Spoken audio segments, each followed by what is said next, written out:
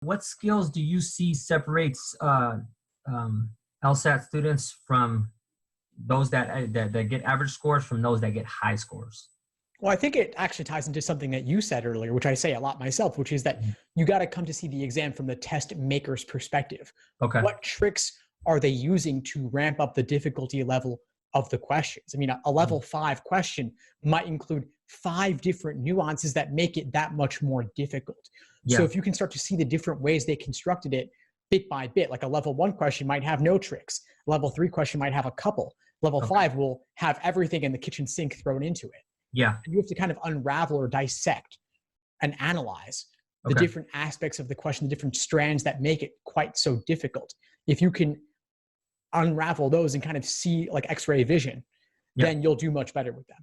Okay. Now is that what I'm trying to conceptualize first before I get into these tactical strategies and the timing and all this other stuff? Before I get into the technical stuff, start just like you said, start getting familiar with the process, start learning, looking for patterns, start trying to understand what they're testing for, what they're looking for.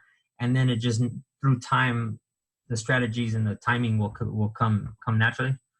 Yeah, I mean, you get faster at it in part by getting better at it. There are pacing strategies we can talk about down the line, but initially it's going to be where you're building the foundation first, just building a baseline familiarity with all the different sections and question types. Then you'll focus on improving your accuracy.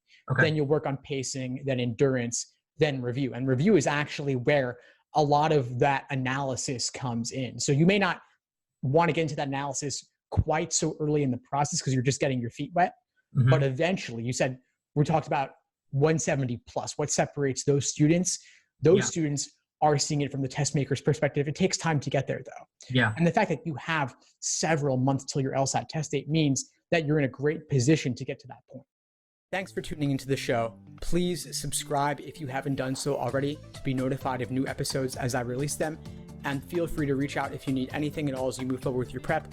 I'm happy to help however I can. In the meantime, I wish you all the best and take care.